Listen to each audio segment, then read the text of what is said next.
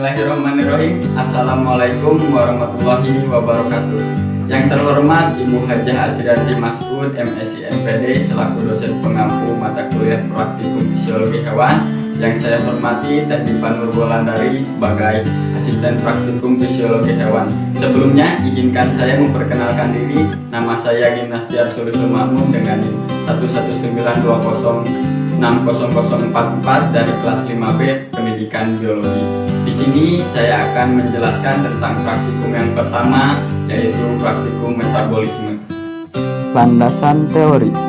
Menurut Kusnadi, metabolisme adalah proses kimia yang terjadi di dalam tubuh makhluk hidup maupun di dalam sel. Metabolisme seluler terjadi di katalisis oleh enzim dan interaksi antar enzim melalui serangkaian reaksi kimia yang terjadi secara spontan.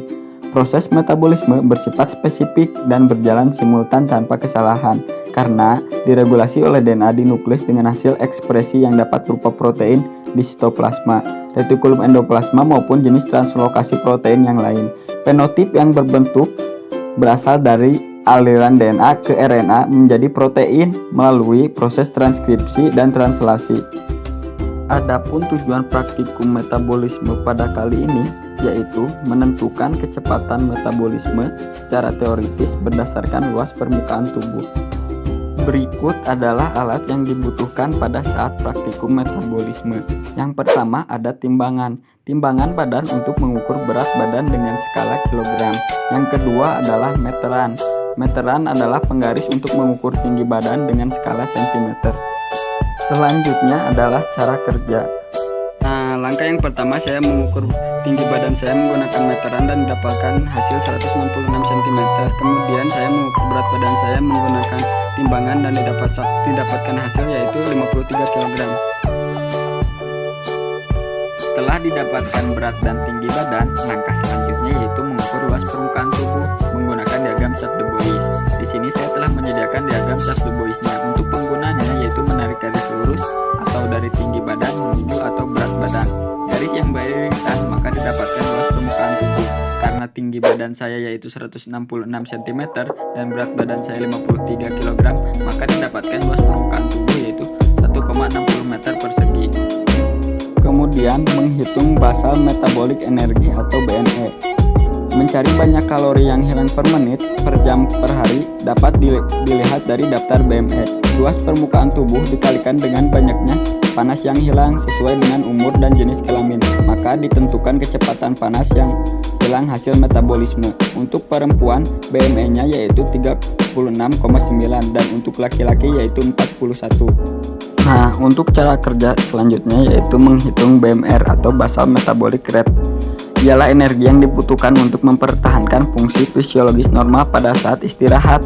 Basal metabolic rate merupakan kebutuhan kalori minimal yang dibutuhkan untuk bertahan hidup pada saat kondisi tubuh sedang beristirahat tanpa melakukan kegiatan apapun. Jumlah tersebut merupakan jumlah kalori yang dibakar jika kita tidur selama 24 jam. Saat beristirahat, tubuh tetap melakukan pembakaran energi untuk keberlangsungan hidup kita, seperti untuk bernapas, sirkulasi, pencernaan, menjaga temperatur tubuh, aktivitas otak, dan aktivitas lainnya. Untuk penghitungan BMR biasa digunakan formula Harris-Benedict, yaitu dengan mempertimbangkan tinggi badan, berat badan, jenis kelamin, dan usia. Untuk menghitung BMR atau basal metabolic rate, didapatkan rumus yaitu luas dikali BME dikali 24 dengan satuan kalori per hari. Untuk BMR yaitu basal metabolic rate, BME yaitu basal metabolic energy, dan L yaitu luas permukaan tubuh.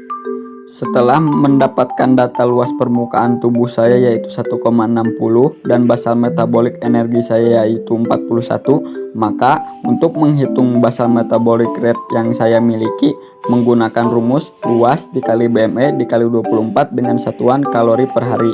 Nah, BMR sama dengan 1,60 dikali 41 dikali 24, maka dapat dihasilkan yaitu 1574. Dapat disimpulkan bahwa BMR yang saya miliki yaitu 1574. Tabel hasil pengamatan dan pembahasan. Berikut adalah tabel hasil pengamatan dan pembahasan. Nama Gimnastiar Sulisul Makmun, usia 19 tahun, jenis kelamin laki-laki, tinggi badan 166 cm, berat badan 53 kg, luas tubuh 1,60 meter persegi, basal metabolik energinya yaitu 41, dengan basal metabolik rate yaitu 1574 kilokalori. Berdasarkan objek yang diamati, yaitu Gimnastiar Sulsel Ma'mun, seorang laki-laki berumur 19 tahun, telah dilakukan pengukuran tinggi dan berat badan, didapatkan hasil untuk tinggi yaitu 166 cm dan berat badan yaitu 53 kg. Berdasarkan hasil perhitungan tersebut, didapatkan luas massa tubuh objek yaitu 1,60 meter persegi dengan menggunakan diagram chart Du Bois dengan BMR 41 dan BMR yaitu 1574 kilokalori. Maka dapat disimpulkan bahwa Gimnastiar Sulsel Ma'mun membutuhkan kalori untuk aktivitas tubuh atau metabolisme yaitu 1574 kilokalori. Pertanyaan dan jawaban.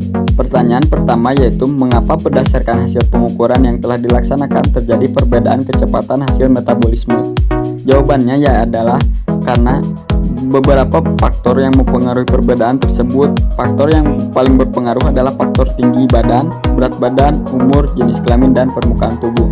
Dalam perhitungan BMR atau basal metabolic rate, tinggi dan berat badan digunakan untuk menentukan luas permukaan tubuh. Orang dengan berat badan lebih besar memiliki kecepatan metabolisme yang lebih besar atau tinggi pula karena membutuhkan energi yang besar untuk mengimbangi panas tubuh yang hilang. Semakin tua umur seseorang, maka metabolisme yang dihasilkan semakin rendah atau kecil karena fungsi jaringan tubuh juga berkurang sehingga energi yang dihasilkan pun sedikit. Selain itu, kecepatan metabolisme laki-laki lebih tinggi dibanding wanita karena produksi sekresi hormon tiroidnya pun berbeda. Selain itu, jenis aktivitas, status gizi, dan lain-lain juga berpengaruh dalam menentukan kecepatan metabolisme. Kemudian, pertanyaan yang kedua, di manakah tempat terjadinya metabolisme? Jawabannya adalah metabolisme adalah seluruh reaksi biokimia yang terjadi dalam sel tubuh makhluk hidup. Metabolisme dapat dibedakan menjadi dua macam proses, yaitu anabolisme atau penyusunan dan katabolisme atau penguraian. Anabolisme adalah sintesis makromolekul seperti protein, polisakarida, dan asam nukleat dan bahan-bahan yang kecil lainnya. Katabolisme merupakan proses pemecahan molekul-molekul besar dan kompleks menjadi bentuk yang lebih sederhana, dan salah satunya adalah kalori atau energi. Kesimpulan, metabolisme adalah proses kimia yang terjadi dalam tubuh makhluk hidup maupun di dalam sel.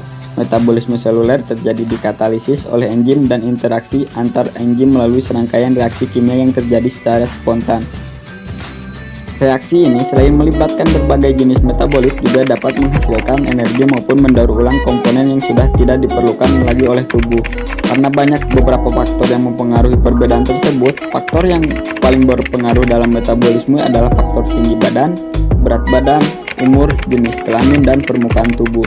Selain itu, jenis aktivitas, status gizi, dan lain sebagainya juga berpengaruh dalam kecepatan metabolisme seseorang.